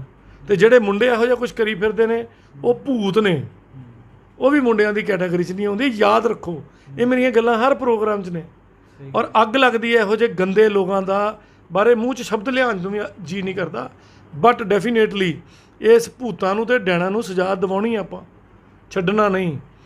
ਕੇਸ ਇੱਕ ਆਇਆ ਭਾਜੀ, ਮਤਲਬ ਉਸ ਬੰਦੇ ਨੇ ਸਪੋਜ਼ 1 ਜਨਵਰੀ ਨੂੰ ਵਿਆਹ ਕਰਾ ਲਿਆ ਤੇ ਅਨਮੈਰਿਡ ਹੈ। ਇੱਕ ਨਵਾਂ ਵੀ ਕਾਨੂੰਨ ਸਿੱਖਣਾ ਵੇ ਇੱਕ ਹੋਰ ਬੰਦੇ ਕੋਲੋਂ। ਅੱਛਾ, ਉਹਦਾ ਨਿੱਕਾ ਨਾਮ ਛੱਡੋ, ਚਲੋ ਨਾਂ ਨਹੀਂ ਲੈਂਦੇ। 1 ਜਨਵਰੀ ਨੂੰ ਫੋਰ ਐਗਜ਼ਾਮਪਲ ਉਹਨੇ ਵਿਆਹ ਕਰਾਇਆ ਤੇ ਉਦੋਂ ਨੂੰ ਅਨਮੈਰਿਡ ਹੈ, ਠੀਕ ਹੈ ਜੀ। ਤੇ ਜੂਨ 'ਚ ਆਪਣਾ ਫਿਰ ਡਿਵੋਰਸ ਦਾ ਸਰਟੀਫਿਕੇਟ ਬਣਾਉਂਦਾ ਹੈ ਵੀ ਹੁਣ ਮੈਂ ਡਿਵੋਰਸੀ ਸੀ ਤੇ ਹੁਣ ਮੈਂ ਉਹ ਕੀਤਾ। ਅੱਛਾ, ਵੀ ਬਹੁਤ ਤਰ੍ਹਾਂ ਦੇ ਲੋਕ ਦੇਖਦੇ ਨੇ ਯਾਰ, ਸਮਝ ਨਹੀਂ ਆਉਂਦੀ। ਤੇ ਫਿਰ ਉਸ ਤੋਂ ਬਾਅਦ ਜਦੋਂ ਅਸੀਂ ਵੈਰੀਫਿਕੇਸ਼ਨ ਕਰਦੇ ਹਾਂ, 70 ਸਾਲ ਦੀ ਲੇਡੀ ਨਾਲ ਵਿਆਹ ਕਰਾਇਆ ਉਸ 22 ਸਾਲ ਦੇ ਮੁੰਡੇ ਨੇ, ਤੇ ਉਹਦੇ ਵਾਸਤੇ ਉਹਦੇ ਕੋਲ ਅਜੂਬੇ 'ਚ ਸ਼ਾਮਲ ਹੋਣਾ ਚਾਹੀਦਾ। ਹਾਂਜੀ ਹਾਂਜੀ, ਇਹ 9ਵਾਂ ਅਜੂਬਾ ਬਣਾਵਾਂਗੇ, 8ਵਾਂ ਨਹੀਂ 9ਵਾਂ ਬਣਾਵਾਂਗੇ, ਜਾਂ 10 ਨੰਬਰੀ ਅਜੂਬਾ ਬਣਾਵਾਂਗੇ। ਹਾਂ, ਆਪਾਂ ਭਾਜੀ ਪ੍ਰੋਗਰਾਮ ਰੱਖੀਏ ਅਜੂਬਾ 10 ਨੰਬਰੀ, ਇਹ ਪ੍ਰੋਗਰਾਮ ਦਾ ਨਾਂ ਰੱਖੀਏ। ਇਦਾਂ ਦੇ ਕੇਸ ਡਿਸਕਸ ਕਰਿਆ। ਹਾਂ, ਇਦਾਂ ਦੇ ਕੇਸ ਮੈਂ ਤੁਹਾਡੇ ਨਾਲ ਡਿਸਕਸ ਕਰਿਆ ਕਰੂੰਗਾ। ਜਿੱਥੇ ਮੈਨੂੰ ਅਲਾਓ ਕਰਨਗੇ ਮੈਂ ਆਇਡੈਂਟੀਟੀ ਵੀ ਦੱਸੂੰਗਾ, ਜਿੱਥੇ ਅਲਾਓ ਕਰੋਗੇ ਆਇਡੈਂਟੀਟੀ ਨਹੀਂ ਵੀ ਦੱਸਾਂਗੇ। ਤੋ ਅਜੂਬਾ 10 ਨੰਬਰੀ, ਇਹ ਯਾਦ ਰੱਖਿਓ, ਆਪਾਂ ਕਰਦੇ ਹਾਂ ਸ਼ੁਰੂ। ਉਸ 10 ਨੰਬਰੀ ਵਿੱਚ ਉਸ ਬੰਦੇ ਨੇ ਉਸ ਲੇਡੀ ਕੋਲੋਂ ਵਸੀਅਤ ਵੀ ਕਰਾਈ ਹੈ। ਅੱਛਾ ਜੀ, ਕਿ ਜੇ ਤੂੰ ਮਰ ਗਈ, ਤੇਰੇ ਪੁਰਾਣੇ ਹਸਬੈਂਡ ਦਾ ਤੇ ਬੱਚਿਆਂ ਦਾ ਕੋਈ ਲੈਣ ਦੇਣ ਨਹੀਂ ਹੋਏਗਾ ਤੇ ਪ੍ਰਾਪਰਟੀ ਮੇਰੀ ਹੋਏਗੀ। ਠੀਕ ਹੈ, ਹੁਣ ਦੱਸੋ। ਸਪਸ਼ਟ ਕਰਤਾ ਮੈਰਿਜ ਦਾ। ਔਰ ਕਈ ਸਾਰੇ ਐਕਟ ਵਿੱਚ ਜਦੋਂ ਲਾਲਚ ਕਨਫਰਮ ਹੈ ਹਾਂਜੀ, ਤੇ ਉਹ ਮੈਰਿਜ ਨਹੀਂ ਮੰਨੀ ਜਾ ਸਕਦੀ, ਉਹ ਕੰਟਰੈਕਟ ਨਹੀਂ ਮੰਨਿਆ ਜਾ ਸਕਦਾ। ਇਹ ਲਾ ਦੇ ਜਿਹੜੇ ਸਾਡੇ ਸੀਨੀਅਰ ਐਕਸਪਰਟਸ ਨੇ, ਉਹਨਾਂ ਦੁਆਰਾ ਕਰਾਏ ਗਏ ਫੈਸਲਿਆਂ ਵਿੱਚ ਬੜਾ ਕੁਛ ਹੈਗਾ। ਸੋ ਲੜਾਈ ਲੰਬੀ ਹੈ, ਬੇਚੈਨ ਤੇ ਰਹੇਗੀ।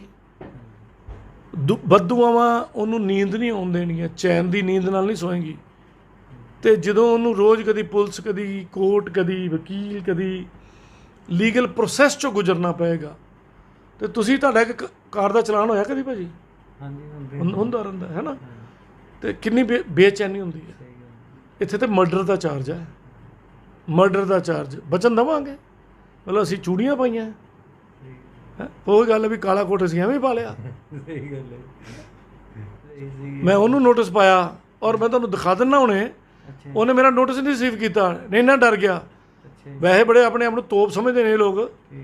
ਸਾਡੇ ਮਰਾਸੀ ਜਾਤ ਦੇ ਲੋਕ ਹੁੰਦੇ ਸੀ ਜਿਨ੍ਹਾਂ ਵਿਚਾਰਿਆਂ ਨੇ ਮਿਹਨਤ ਕਰਕੇ ਰੋਟੀ ਖਾਂਦੇ ਸੀ, ਇਹ ਉਹਨਾਂ ਦੀ ਰੋਟੀ ਵੀ ਖੋ ਗਏ। ਸਾਡੇ ਘਰਾਂ 'ਚ ਭਾਂਡਾ ਹੁੰਦੇ ਸੀ ਨਾ, ਕਿੰਨੀ ਵਧੀਆ ਕਮਿਊਨਿਟੀ ਸੀ ਜਿਹੜੀ ਸਾਨੂੰ ਨੱਚ ਗਾ ਕੇ ਵਿਖਾਉਂਦੀ ਸੀ। ਤੇ ਪਰਿਵਾਰ 'ਚ ਸਾਂਝੇ ਬਹਿ ਕੇ ਮੁੰਡੇ ਕੁੜੀਆਂ, ਪਿਓ ਪੁੱਤਰ ਧੀਆਂ, ਅਸੀਂ ਉਹਨਾਂ ਦੀਆਂ ਗੱਲਾਂ ਸੁਣਦੇ ਸੀ, ਹੱਸਦੇ ਸੀ, ਵਿਆਹਾਂ ਸ਼ਾਦੀਆਂ ਤੇ ਚੰਗੇ ਪ੍ਰੋਗਰਾਮਾਂ 'ਚ ਆਉਂਦੇ ਸੀ। ਤੇ ਹੁਣ ਇਹ ਡੀਜਿਆਂ 'ਚ ਆ ਗਏ ਤੇ ਇਹਨਾਂ ਨੇ ਉਹਨਾਂ ਦੀ ਰੋਟੀ ਵੀ ਖਾ ਲਈ ਤੇ ਗੰਦ ਵੀ ਬੋਲਣ ਲੱਗ ਪਏ। ਨੰਗੀਆਂ ਕੁੜੀਆਂ ਵਿਖਾਉਣ ਲੱਗ ਪਏ, ਡਰੱਗਸ ਵਿਖਾਉਣ ਲੱਗ ਪਏ, ਗੰਜ ਦਿਖਾਉਣ ਲੱਗ ਪਏ। ਤੁਹਾਡੀ ਬੰਦੂਕ ਕਿੱਥੇ ਭਾਜੀ? ਵਿਖਾਓ, ਕਿਤੇ ਡੱਬ ਚਲਾਈ ਹੋਵੇ, ਸ਼ਾਇਦ ਰੱਖੀ ਨਹੀਂ। ਵੇਖ ਲਓ, ਬੰਦੂਕ ਤੇ ਉੱਥੇ ਰੋਜ਼ ਵਿਖਾਉਂਦੇ, ਤੇ ਤੁਹਾਡੀ ਪੁੜੀ ਕਿੱਥੇ ਚਿੱਟੀ? ਵਿਖਾਓ। ਪੰਜਾਬ ਦੀ ਸੱਭਿਅਤਾ ਨੂੰ ਬਦਨਾਮ ਕਰੀ ਜਾਂਦੇ ਨੇ, ਸ਼ਰਮ ਆਉਣੀ ਚਾਹੀਦੀ ਇਹਨਾਂ ਨੂੰ।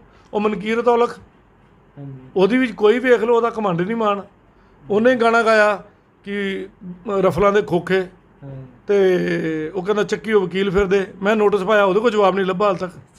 ਇੰਨਾ ਹੀ ਤੁਸੀਂ ਤਕੜੇ ਹੋ ਤੇ ਜਵਾਬ ਦਿਓ। ਹੁਣ ਪੈਣ ਲੱਗਾ ਕੋਰਟ 'ਚ ਕੇਸ, ਤਰੀਕਾਂ ਭੁਗਤਣਗੇ। ਕਰੋਨਾ ਮੜ ਜਾ ਠੀਕ ਹੋ ਜੇ, ਕੋਰਟਾਂ ਰੈਗੂਲਰ ਵਰਕਿੰਗ 'ਚ ਆ ਜਾਣ, ਉਦੋਂ ਕੇਸ ਪੈ ਜਾਣਾ ਮਲੇਸ਼ੀਅਸ ਪ੍ਰੋਸੀਕਿਊਸ਼ਨ ਤੇ ਬਾਕੀ ਡੈਫੇਮੇਸ਼ਨ ਦਾ। ਵਕੀਲ ਕਮਿਊਨਿਟੀ ਵੱਲੋਂ ਮੈਂ ਰਿਪਰੈਜ਼ੈਂਟੇਟਿਵ ਬਣ ਕੇ ਕਿੱਥੇ ਬਚਣਗੇ? ਕਿਹੜਾ ਵਕੀਲ ਇਹਨਾਂ ਦਾ ਸਾਥ ਦੇਗਾ? ਚਲੋ ਫਿਰ ਵੀ ਮੈਂ ਕਹਿੰਦਾ ਸਾਡੀ ਕਮਿਊਨਿਟੀ ਇੰਨੀ ਚੰਗੀ ਹੈ, ਕੋਈ ਨਾ ਕੋਈ ਵਕੀਲ ਫਿਰ ਇਹਨਾਂ ਦਾ ਕਾਨੂੰਨੀ ਪੱਖ ਰੱਖਣ ਲਈ ਸਾਥ ਦੇਗਾ ਤੇ ਮੈਂ ਉਹਨੂੰ ਆਬਜੈਕਟ ਵੀ ਨਹੀਂ ਕਰਾਂਗਾ। ਪਰ ਫਿਰ ਵੀ ਜੋ ਇਹਨਾਂ ਨੇ ਗੰਦ ਬੋਲਿਆ ਹੈ, ਉਹਦੀ ਪਨਿਸ਼ਮੈਂਟ ਇਹਨਾਂ ਨੂੰ ਮਿਲੇਗੀ। ਕਾਨੂੰਨ ਦੇ ਰਸਤੇ ਬੜੇ ਵਧੀਆ ਨੇ, ਹਾਂਜੀ ਜਾਂਚ ਹੋਣੀ ਚਾਹੀਦੀ ਉੱਤੇ ਗੱਡੀ ਚਲਾਉਣ ਦੀ, ਤੇ ਅਸੀਂ ਚੱਲੀ ਜਾਂਦੇ ਪਏ ਅੱਗੇ ਅੱਗੇ, ਹੌਲੀ ਹੌਲੀ ਚੱਲੀ ਜਾਂਦੇ ਪਏ। ਰੁਕਣ ਵਾਲੇ ਦਿਨ ਅਸੀਂ ਪੈਦਾ ਹੀ ਨਹੀਂ ਹੋਏ। ਸੋ ਲੜਾਈ ਲੜਾਂਗੇ, ਇਹ ਲੜਾਈ ਵੀ ਲੜਾਂਗੇ ਜਦ ਤੱਕ ਪਰਿਵਾਰ ਦੀ ਹਦਾਇਤਾਂ ਹੋਣਗੀਆਂ। ਮੈਨੂੰ ਮੇਰੀ ਪਰਸਨਲ ਲੜਾਈ ਨਹੀਂ ਹੈ, ਪਰ ਮੈਂ ਇਹਨੂੰ ਪਰਸਨਲ ਲੈ ਕੇ ਲੜ ਰਿਹਾ, ਉਹਨਾਂ ਦੀ ਰਿਸਪੈਕਟ ਨੂੰ ਲੈ ਕੇ ਲੜ ਰਿਹਾ। ਜਿਹੜੇ ਬੱਚੇ ਨੇ ਸਾਡੇ ਵੀਰ ਨੇ ਜਾਨ ਗਵਾਈ ਹੈ, ਉਹਦੇ ਕਰਕੇ ਲੜ ਰਿਹਾ। ਔਰ ਉਸ ਪਰਿਵਾਰ ਨਾਲ ਮੇਰਾ ਵਾਅਦਾ ਹੈ ਕਿ ਮੈਨੂੰ ਅਖੀਰ ਤੱਕ, ਜਦ ਤੱਕ ਮੈਂ ਜੀਂਦਾ, ਮੇਰੀ ਪੀੜ੍ਹੀ ਜਦ ਤੱਕ ਹੈਗੀ ਹੈ, ਪਰਿਵਾਰਿਕ ਤੌਰ 'ਤੇ ਮਿਲਿਓ ਵਰਤਿਓ, ਉਹੀ ਮੈਨੂੰ ਫੀਸ 'ਚ ਆਸ਼ੀਰਵਾਦ ਚਾਹੀਦਾ। ਮੈਂ ਘਰ ਆਵਾਂ, ਰੋਟੀ ਖਾ ਕੇ ਜਾਵਾਂ, ਉਸ ਹੱਕ ਨਾਲ ਆਵਾਂ, ਬਸ ਉਹ ਹੱਕ ਦੇ ਦਿਓ ਛੋਟਾ ਜਿਹਾ। ਸੋ ਆਪਾਂ ਇਸ ਲਵਪ੍ਰੀਤ ਵੀਰ ਦੀ ਜਿਹੜੀ ਸ਼ਹਾਦਤ ਹੈ, ਇਹਨੂੰ ਖਾਲੀ ਨਹੀਂ ਜਾਣ ਦਿੰਦੇ, ਨਹੀਂ ਜਾਣ ਦਿੰਦੇ। ਇਹ ਵਾਅਦਾ ਹੈ ਮੇਰਾ, ਜਨਤਾ ਨਾਲ ਵੀ ਵਾਅਦਾ ਹੈ। ਜਦ ਤੱਕ ਉਹ ਪਰਿਵਾਰ ਮੈਨੂੰ ਆਪਣੇ ਨਾਲ ਰੱਖੇਗਾ, ਜਾਂ ਉਸ ਤੋਂ ਇਲਾਵਾ ਵੀ ਜੋ ਮੈਂ ਕਰ ਸਕਦਾ ਹੋਵਾਂਗਾ ਆਪਣੀ ਵਕਾਲਤ ਦੇ ਤੌਰ 'ਤੇ ਮੈਂ ਕਰਦਾ ਰਹਾਂਗਾ। ਇਹ ਮੇਰਾ ਵਾਅਦਾ ਹੈ। ਪਰਮਾਤਮਾ ਨੇ ਰਿਜ਼ਲਟ ਦੇਣਾ, ਅਸੀਂ ਉਹਦੇ ਅੱਗੇ ਅਰਦਾਸ ਕਰੀਏ। ਉਹਦੇ ਲਈ ਆਪਾਂ ਮੈਂ ਦਰਬਾਰ ਸਾਹਿਬ ਵੀ ਹੋ ਕੇ ਆਇਆ, ਉੱਥੋਂ ਵੀ ਆਸ਼ੀਰਵਾਦ ਲੈ ਕੇ ਆਇਆ, ਕਿਉਂਕਿ ਮੇਰਾ ਬਚਪਨ ਵੀ ਉੱਥੇ ਗੁਜ਼ਰਿਆ, ਮੇਰੀਆਂ ਉੱਥੇ ਆਂਦਰਾਂ ਜੁੜੀਆਂ। ਸਾਡਾ ਘਰ ਸਾਹਮਣੇ ਹੁੰਦਾ ਸੀ, ਅਸੀਂ ਖੇਡਦੇ ਰਹੇ ਉਹਦੀ ਪਰਿਕਰਮਾ 'ਚ, ਤੇ ਉਹਦਾ ਹੀ ਆਸ਼ੀਰਵਾਦ ਹੈ। ਸ਼ਾਇਦ ਮੈਂ ਇੰਨਾ ਬਲੰਟ ਹਾਂ, ਡਰਦਾ ਨਹੀਂ। ਮੈਂ 3-4 ਸਾਲ ਅਸੀਂ ਉੱਥੇ ਰਹੇ ਹਾਂ, ਘਰ ਬਿਲਕੁਲ ਸਾਹਮਣੇ ਸੀ ਤੇ ਖੇਡਣ ਜਾਂਦੇ ਰਹੇ ਹਾਂ। ਸੋ ਮਹਾਰਾਜ ਦੇ ਘਰ 'ਚ ਰਹਿ ਕੇ ਬੜਾ ਕੁਝ ਆਸ਼ੀਰਵਾਦ ਮਿਲੇ ਨੇ। ਉਸੇ ਤਰ੍ਹਾਂ ਡਟ ਕੇ ਲੜਾਈ ਲੜਨੀ ਹੈ। ਲੜਾਈ 'ਚ ਕਮੀ ਨਹੀਂ ਵੇਖੋਗੇ, ਨੀਤ 'ਚ ਖੋਟ ਨਹੀਂ ਵੇਖੋਗੇ, ਮੇਰੇ ਜ਼ੋਰ 'ਚ ਕਿਤੇ ਕਮੀ ਨਹੀਂ ਵੇਖੋਗੇ। ਮੈਂ ਇਹੋ ਹੀ ਪ੍ਰੋਮਿਸ ਕਰ ਸਕਦਾ, ਰਿਜ਼ਲਟ ਕਾਨੂੰਨ ਦੀ ਕਿਤਾਬ ਮੁਤਾਬਕ ਮਿਲਣਾ। ਸੁਨੀਲ ਮੱਲਨ ਨੇ ਆਰਡਰ ਪਾਸ ਨਹੀਂ ਕਰਨਾ। ਸੁਨੀਲ ਮੱਲਨ ਨੇ ਜਾਂ ਵਾਰਨਿੰਗ ਦੇਣੀ ਹੈ ਕਿਸੇ ਨੂੰ, ਤੇ ਜਾਂ ਆਪਣੀ ਮਾਨਯੋਗ ਅਦਾਲਤ ਅੱਗੇ ਫਰਿਆਦ ਰੱਖਣੀ ਹੈ। ਉਹਦਾ ਅਧਿਕਾਰ ਹੈ, ਉਹ ਮੈਂ ਚੁੱਕਣ ਨਹੀਂ ਦੇਵਾਂਗਾ। ਜਦੋਂ ਜਿੱਥੇ ਜਿਸ ਚੀਜ਼ ਦੀ ਲੋੜ ਪਏਗੀ ਅਸੀਂ ਕਰਾਂਗੇ। ਪੁਲਿਸ ਮਹਿਕਮੇ ਦਾ ਵੀ ਸਾਥ ਦੇਵਾਂਗੇ। ਜਿੱਥੇ ਪੁਲਿਸ ਮਹਿਕਮਾ ਗਲਤ ਪਾਸੇ ਤੁਰੇਗਾ, ਉਹਨੂੰ ਜੱਗ ਸਾਹਮਣੇ ਲੈ ਕੇ ਆਵਾਂਗੇ, ਸ਼ਰੇਆਮ ਨੰਗਾ ਕਰਾਂਗੇ, ਬਿਨਾਂ ਡਰੇ ਕਰਾਂਗੇ। ਜਿੱਥੇ ਸਾਡੇ ਨਾਲ ਕੋਈ ਧੱਕਾ ਜਾਂ ਬਦਤਮੀਜ਼ੀ ਹੋਏਗੀ, ਉਹ ਵੀ ਜਨਤਾ ਦੀ ਅਦਾਲਤ 'ਚ ਲੈ ਆਈ ਜਾਏਗੀ। ਜੇ ਸਾਡੀ ਬੇਬਸੀ ਹੋਏਗੀ ਤਾਂ ਕੋਈ ਗੱਲ ਨਹੀਂ, ਪਰ ਅਦਾਲਤ 'ਤੇ ਸਾਨੂੰ ਮਾਣ ਹੈ, ਉੱਥੋਂ ਸਾਨੂੰ ਹੱਕ ਮਿਲਣਾ ਹੀ ਮਿਲਣਾ। ਕਲੀਅਰ ਆ। Thank you sir. ਸੋ ਇਹ ਸਨ ਸੁਨੀਲ ਮੱਲਨ ਜੀ, ਜਿਹੜੇ ਕਿ ਜਜ਼ਬਾਤੀ ਤੌਰ 'ਤੇ ਵੀ ਅਤੇ ਕਾਨੂੰਨੀ ਤੌਰ 'ਤੇ ਲਵਪ੍ਰੀਤ ਸਿੰਘ ਲਾਡੀ ਦੇ ਪਰਿਵਾਰ ਦੇ ਨਾਲ ਜੁੜੇ ਹੋਏ ਨੇ। ਉਹਨਾਂ ਨੂੰ ਇਨਸਾਫ ਦਿਵਾਉਣ ਦੇ ਲਈ ਜੋ ਸੰਘਰਸ਼ ਚੱਲ ਰਿਹਾ, ਉਹਦੇ ਵਿੱਚ ਅਹਿਮ ਯੋਗਦਾਨ ਹੈ ਵਕੀਲ ਸਾਹਿਬ ਦਾ। ਸੋ ਦੋਸਤੋ, ਇਸ ਦੇ ਨਾਲ ਹੀ ਅੱਜ ਦੇ ਅਪਡੇਟਸ ਦੀ ਲੜੀ ਦੇ ਵਿੱਚ ਫਿਲਹਾਲ ਇੰਨਾ ਹੀ। ਮਿਲਾਂਗੇ ਜਲਦ ਹੋਰ ਤਾਜ਼ਾ ਅਪਡੇਟ ਦੇ ਨਾਲ। ਉਨੇ ਸਮੇਂ ਤੱਕ ਲਈ ਤੁਸੀਂ ਬਣੇ ਰਹੋ ਲਿਮਟਿਡ ਗਿਆਨ ਦੇ ਨਾਲ, ਅਤੇ ਫਿਲਹਾਲ ਮੈਨੂੰ ਦਿਓ ਇਜਾਜ਼ਤ। ਥੈਂਕ ਯੂ, ਧੰਨਵਾਦ, ਟੇਕ ਕੇਅਰ। ਫਿਰ ਬਸ ਉਸ ਪਰਿਵਾਰ ਨਾਲ ਜੁੜਿਆ, ਤੇ ਉਦੋਂ ਮੈਂ ਪ੍ਰਣ ਕਰਕੇ ਤੇ ਉਹਨਾਂ ਨੂੰ ਵੀ ਵਾਅਦਾ ਦੇ ਕੇ ਆਇਆ ਸੀ। ਦੋਸਤੋ, ਹੁਣੇ ਦੇਖੀ ਤੁਸੀਂ ਸੁਨੀਲ ਮੱਲਨ ਜੀ ਦੀ ਇਹ ਇੰਟਰਵਿਊ। ਕਮੈਂਟ ਕਰਕੇ ਜ਼ਰੂਰ ਦੱਸਿਓ ਤੁਹਾਨੂੰ ਇਹ ਇੰਟਰਵਿਊ ਕਿਵੇਂ ਦੀ ਲੱਗੀ। ਅੱਜ ਦੀ ਅਪਡੇਟ ਦੀ ਲੜੀ ਦੇ ਵਿੱਚ ਫਿਲਹਾਲ ਇੰਨਾ ਹੀ। ਮਿਲਾਂਗੇ ਜਲਦ। ਥੈਂਕ ਯੂ, ਧੰਨਵਾਦ, ਟੇਕ ਕੇਅਰ।